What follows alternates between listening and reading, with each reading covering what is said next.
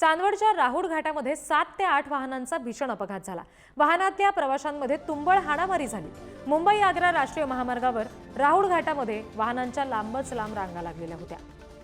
भीषण अपघात झाला। 7 ते 8 वाहनांचा हा अपघात होता आणि त्यानंतर अपघातग्रस्त वाहनांमधल्या प्रवाशांमध्ये तुंबळ हाणामारी सुद्धा झाली।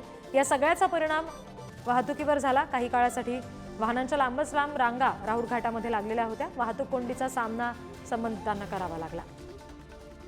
हे दृश्य आपण पाहतोय। नाशिकमधल्या राहुड घाटात 7 ते 8 वाहनांचा भीषण अपघात झाला आणि या दरम्यान प्रवाशांमध्ये तुंबळ हाणामारी सुद्धा झाली।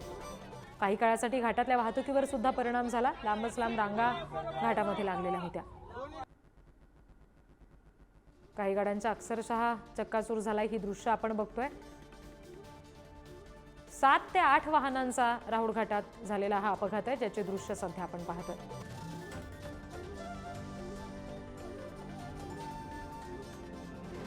या अपघातग्रस्त वाहनांमधल्या प्रवाशांमध्ये तुंबळ हाणामारी या सगळ्या प्रकरणानंतर झाली आणि ज्याचा परिणाम वाहतुकीवर झाला। काही काळासाठी घाटात वाहनांच्या रांगा लागल्या, वाहतूक कोंडी झाली।